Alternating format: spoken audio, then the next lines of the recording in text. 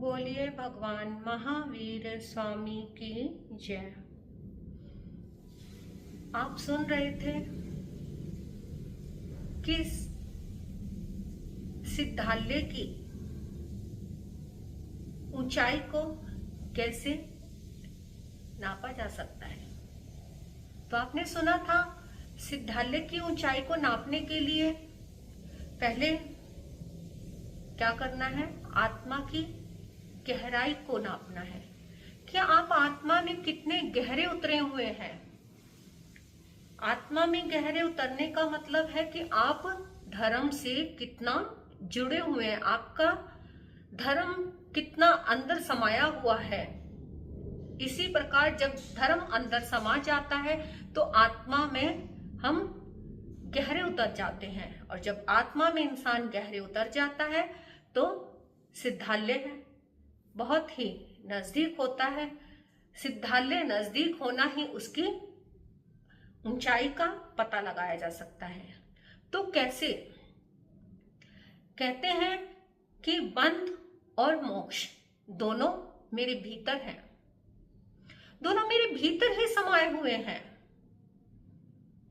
आत्म साधना की गहराई में जाने वाला जो सूत्र है वो हमें सचेत कराता है कि बंधन बाहर नहीं है और मोक्ष भी बाहर नहीं है, ये दोनों भीतर ही हैं।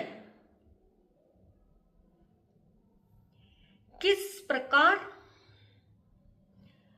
ये जो हमारे भीतर जितने भी विकार हैं, जितने भी मुक्ति के उपाय हैं, वो सब भीतर ही हैं।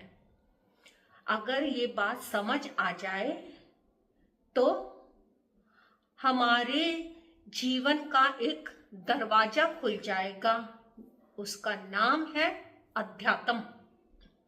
जब अध्यात्म का दरवाजा खुल जाएगा तो आपको समझ आ जाएगा कि बंध और मोक्ष क्या है, वो किस प्रकार हमारे भीतर है।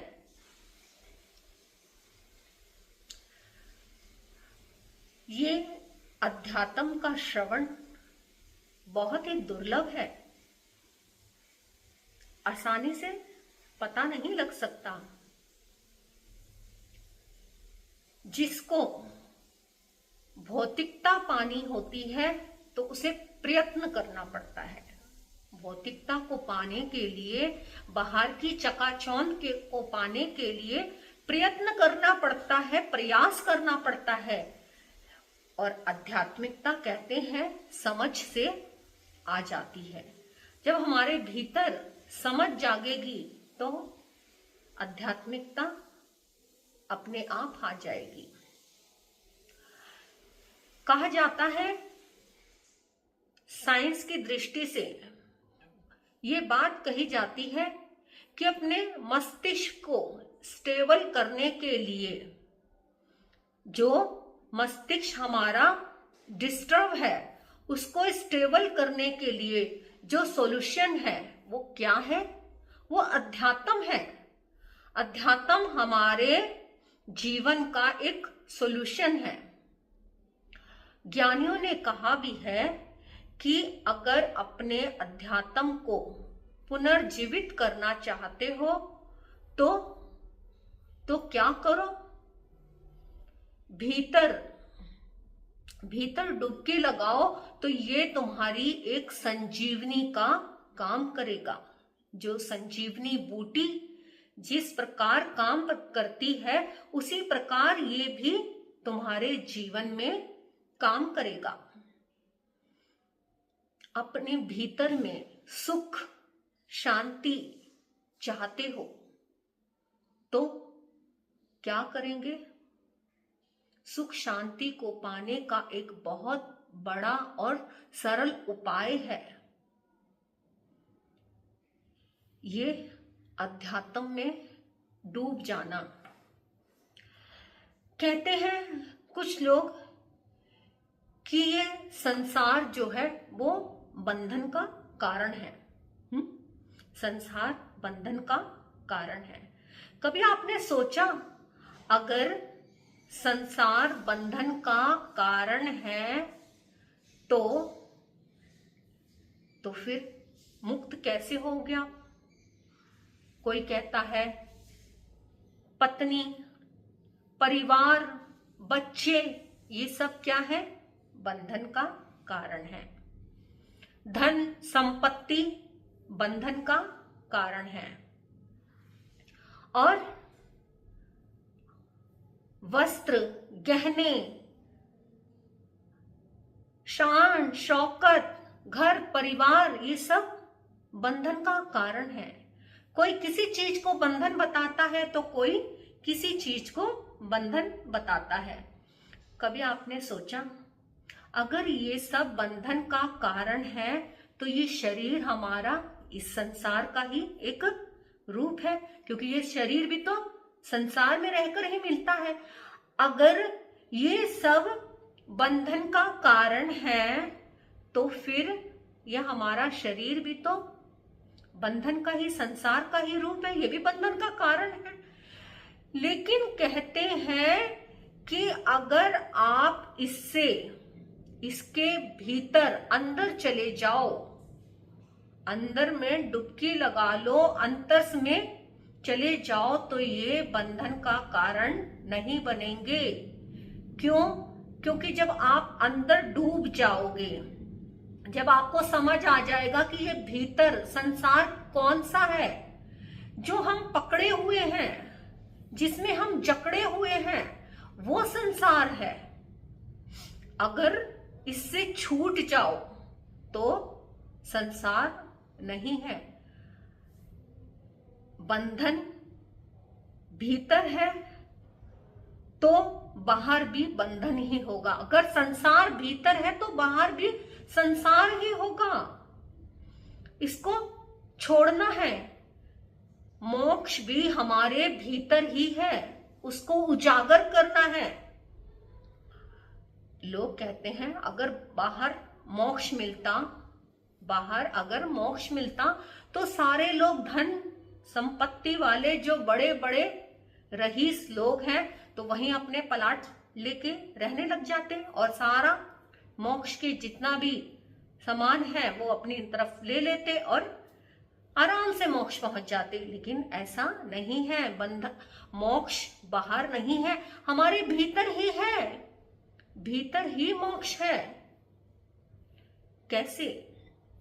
इस मोक्ष को पाना है तो हमें भीतर जाना पड़ेगा, भीतर उतरना पड़ेगा। जब हम अंतर में उतर जाएंगे, अंतर को पकड़ लेंगे तो हमें बाहर का बंधन हमें पकड़ नहीं पाएगा। हमने अंदर अपने संसार को पकड़ रखा है, इस बंधन को पकड़ा हुआ है, उसको छोड़ना पड़ेगा। किस प्रकार? उसको छोड़ोगे तभी मुक्ति को पा पाओगे। जिस प्रकार आप मान लीजिए, एक छोटा सा उदाहरण दे रही हूं मैं आपको। जैसे जिस जंगल में बहुत सारे बंदर इकट्ठे हो गए और उस जंगल में से बंदरों को पकड़ना है, बंदर बहुत परेशान कर रहे हैं, उन बंदरों को पकड़ना है, तो आपको क्या करना पड़ेगा? उन बंदरों को पकड़ने के लिए आपको क्या करना पड़ेगा? गड्ढे खुदवाने पड़ेंगे। जब बहुत सारे गड्ढे खुद जाएंगे तो उसमें एक घड़ा रखा जाएगा।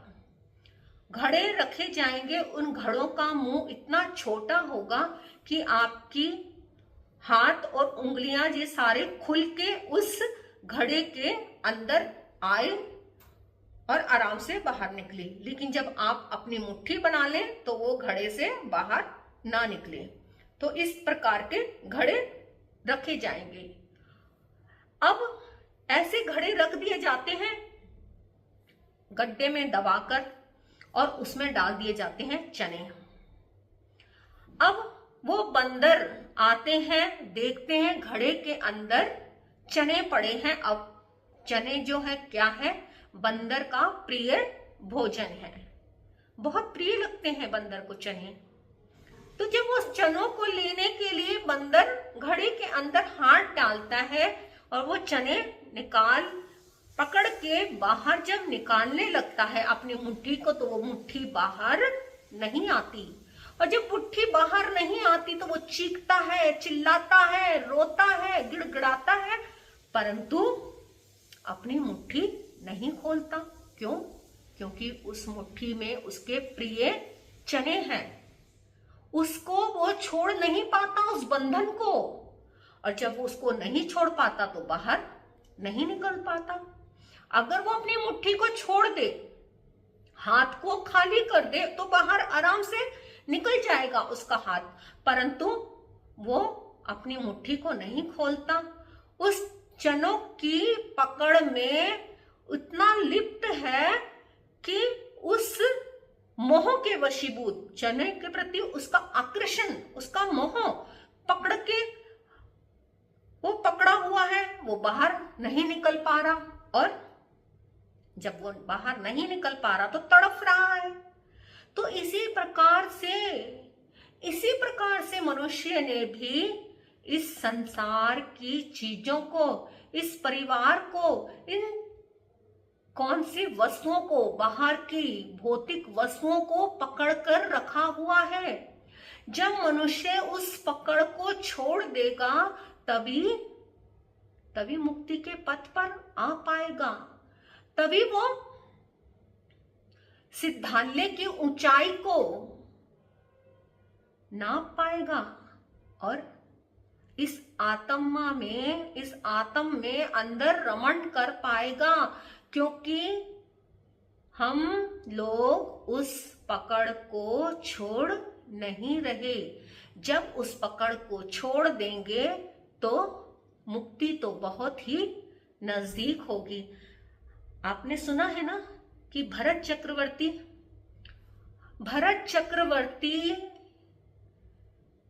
उस राजकाज में कितना, कौन से राजकाज में, 6 खंड के राजा थे। इतना धन, शोहरत, वैभव, सब कुछ उनके पास, लेकिन क्या था? वो सब कुछ होते हुए भी उसमें लिप्त नहीं थे।